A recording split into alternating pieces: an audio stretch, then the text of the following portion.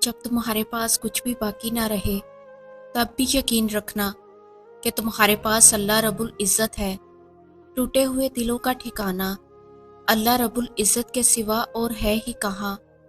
بس وہی ہے جو انہیں جوڑتا ہے اور ان زخموں کا مرہم بنتا ہے۔ وہ الجبار ہے، وہ ہر اس ٹوٹی ہوئی چیز کو پھر سے جوڑ سکتا ہے جس کا جڑنا تمہاری نظر میں ناممکن ہے۔ پھر بھلے یہ تمہارا وجود کرچی کرچی ہی کیوں نہ ہو جائے، وہ تمہیں پھر سے یوں سمیٹ لے گا جیسے تم کبھی بکھرے ہی نہ تھے۔ اور جب تم یقین رکھتے ہو تو اللہ رب العزت تمہیں یوں سنبھال لیتا ہے کہ پھر تمہیں گرنے کا خوف کبھی تنگ نہیں کرتا۔ جو تمہیں بے چینی میں مبتلا کرتا ہے وہی تمہارے لیے اس بے چینی سے تسکین بھی نکالتا ہے اور پھر وہاں سے راستے بناتا ہے جہاں سے تمہیں امید بھی نہیں ہوتی۔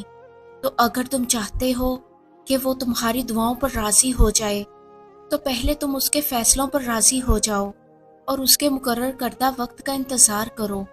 تمہارا یقین اور تمہاری دعائیں ہی تمہارے حالات بدلتی ہیں، اور جب اللہ رب العزت تمہیں خود سے رجوع کرنے کی توفیق دے دیتا ہے تب وہ قبولیت کو تمہاری تمام دعاؤں کا مقدر بنا دیتا ہے۔ جب تمہاری ہر کوشش ناکام ہو جاتی ہے تب تمہاری دعائیں ہی تمہیں ان چیزوں تک لے کر جاتی ہیں جن تک پہنچنے کا تم تصور بھی نہیں کر سکتے۔ پھر تمہاری دعائیں کن سے فیا کن تک کا سفر لمحوں میں طے کر دیتی ہیں۔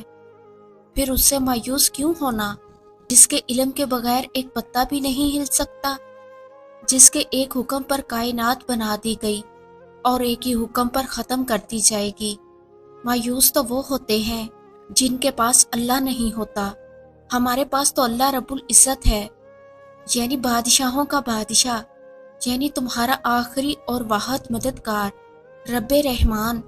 بس تم صبر کرو اور اس سے مانگو جس سے مانگ کر کبھی کوئی خالی ہاتھ نہیں رہا۔ بس ایک اللہ رب العزت ہی تو ہے جو تمہیں سب کچھ دے سکتا ہے، جو تمہارے نصیب کو تمہاری رضا کے مطابق ڈھال سکتا ہے، جو فرش سے عرش تک ایک ہی اشارے پہ سب کچھ بدل سکتا ہے۔ تو پھر کیسے ہو سکتا ہے بندہ رب سے جواب مانگے اور وہ اپنے بندے کو نہ جواب دے نہ سمجھائے؟ دنیا بھلے اسے نہ سمجھتی ہو، مگر یہ عبد اور معبود کا رشتہ جب قائم ہو جائے، انسان جب اسے مصیبت میں پکارے اس کے یکتا ہونے کا یقین رکھتے ہوئے، پھر ایسے ہی آسمان والے کی طرف سے تسلیاں ملتی ہیں، جھولیاں بھر بھر کے محبت ملتی ہے، پھر دل پر سکون ہو جاتا ہے، اور وہ دعائیں تو کبھی رد نہیں کرتا۔ ہاں، وہ اپنے پاس سنبھال لیتا ہے، پھر وہ وہاں سے عطا کرتا ہے جہاں سے ہم نے کبھی گمان بھی نہیں کیا ہوتا۔ اللہ رب العزت فرماتے ہیں کہ کچھ بھی تم تک نہیں پہنچ سکتا سوائے اس کے جو اللہ نے تمہارے لیے لکھا ہے۔